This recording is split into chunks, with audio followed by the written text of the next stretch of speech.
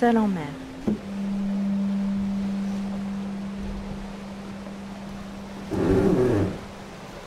Un podcast soutenu par la MACSF, Mutuelle d'assurance des professionnels de la santé. Isabelle Yoshke fait partie des rares navigatrices qui tentent le Vendée Globe, cette course au large autour du monde, en solitaire, sans escale et sans assistance.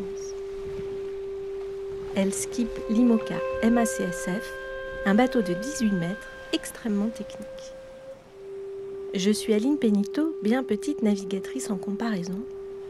Et voilà qu'en papotant avec Isabelle sur les pontons de la base à Lorient, elle m'embarque dans une envie de podcast.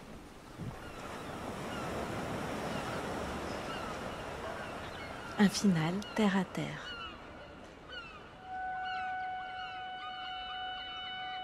Au Sable d'Olonne, ce sont les tout derniers instants de préparation du voilier MACSF avant le départ pour le Vendée Globe. Au cœur de l'équipage, on peaufine les moindres petits détails. On scrute la météo pour travailler la stratégie. On se prend à imaginer Isabelle Yoshke sur le podium. On se bat pour trouver des avocats pas trop mûrs ou des fruits frais que l'on va emballer dans du journal.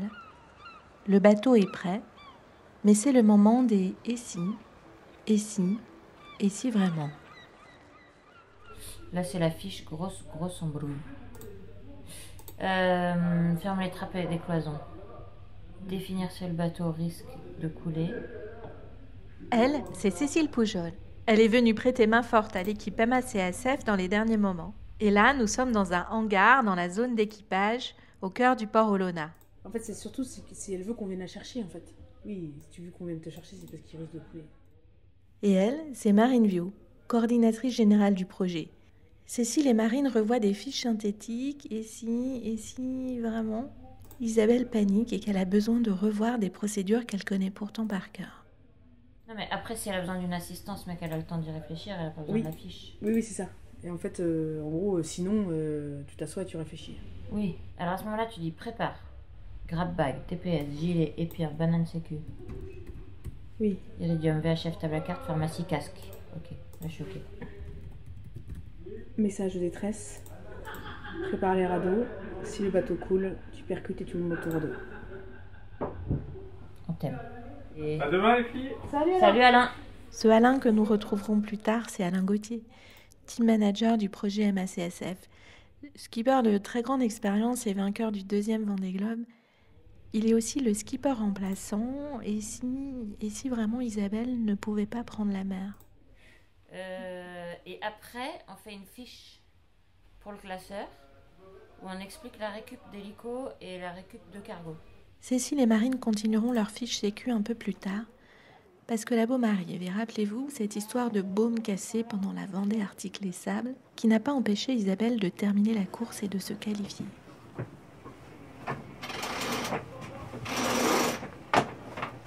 En hauteur, on est bon, Flo? En hauteur, ouais. Flo, c'est Florian Giffrin.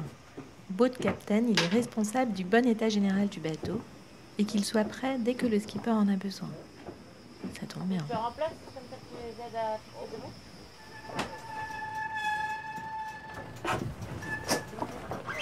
Attends, je vais monter Romain. Bon, encore là, ça le fait comme ça. Romain est le cadet de l'équipe. Il est venu aujourd'hui pour installer la baume. Quelqu'un sur le bateau, peut-être? Avec le pare-batte? Adri, viens avec le pare-batte. Adri, c'est Adrien Lecomte. Préparateur polyvalent, il assure l'exécution de la job list courante. Attendez les gars, bougez pas trop. Tu montes un peu ou pas? Pas encore, on va attendre qu'Adri arrive. Adrien raconte parfois que s'il y a le moindre petit souci à bord, c'est pour sa pomme.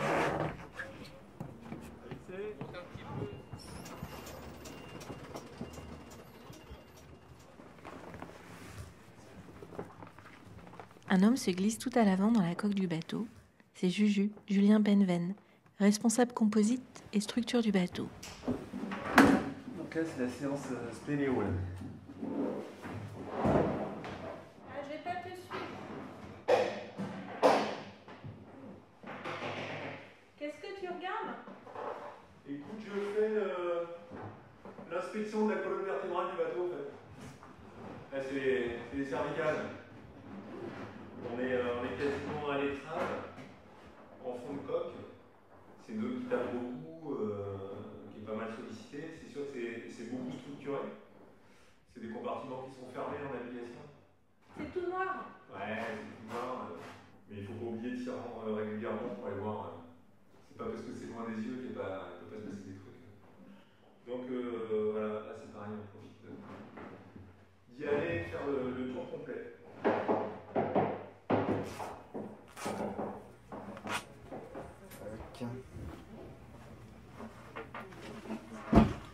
Qu'est-ce que tu fais là? Dernier coup de chiffon et un coup de protection moteur avec un semblant de vernis qui reste un peu gras pour les 2 mois et demi à venir. Celui qui se faufile dans le cœur du moteur et jette un coup d'œil aux parties hydrauliques, c'est Fifi, Mais l'accès est toujours aussi facile. Philippe Thomas. Ok, donc c'est bien ça. Remets-la comme c'était. Et sur le code de route, hein? Là, je vais envoyer le code 0. Ok.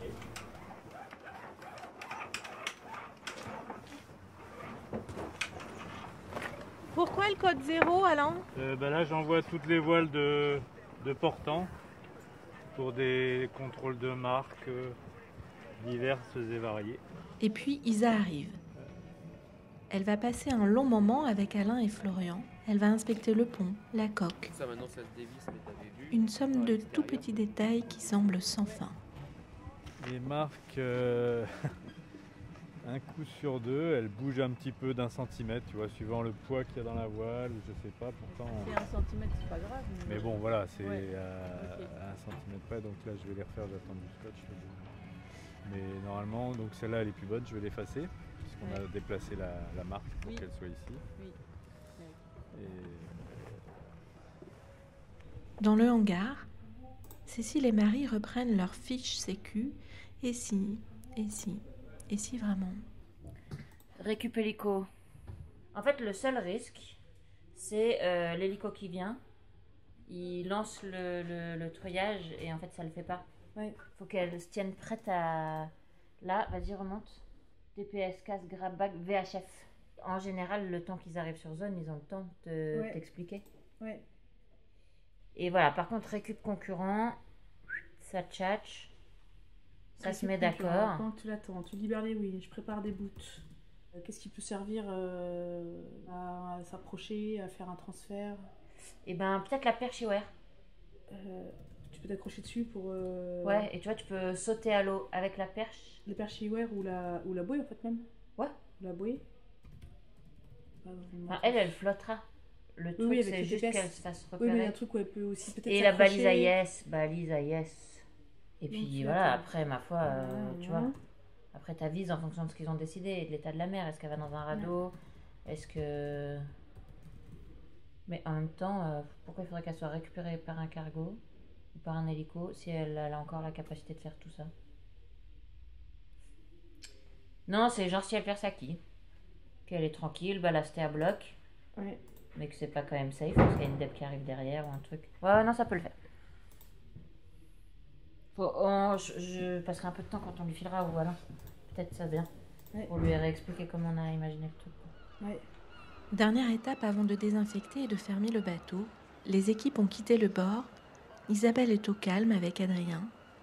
Elle range les sacs. Alors du coup, Adrien, t'es là? Ouais. Ah oui, t'es devant déjà. En fait, je me demandais dans les étagères ce qu'on mettait. On a dit qu'on mettait le sécu solo, les tuyaux, les caisses à outils. Et en fait, ce qui va changer, c'est que la pharmacie, on va la mettre au centre. Qu'elle soit accessible très très facilement. Ouais, ça a l'air pas mal, hein. Je vais chercher le sac d'avitaillement qui va bien. Donc la semaine 1. En fait, il y a 2 sacs d'avitaillement. Il y a semaine 1 et spare 1. Je vais les chercher. Ça va nous laisser de la place. Ça va nous laisser 2 places derrière. Alors du coup, il nous reste un peu de place là. Alors ça, c'est le sac de... c'est la couverture. Alors voilà, là, il faut qu'on réorganise le truc. La couverture, je vais l'utiliser très vite. Et il y a un truc que je ne vais pas utiliser vite, c'est le sac de couchage. D'ailleurs, le sac de couchage, je me demande si on n'aurait pas dû le mettre dans un sac étanche.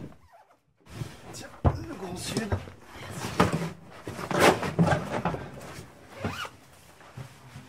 Et après, on pourra voir ce qu'on fait de tous les sacs qui sont devant. T'en as encore combien? Ouais, 13 sacs. Ouais. Oh là là, je sais pas où je vais mettre. Il y avait une dernière surprise. Ah merde.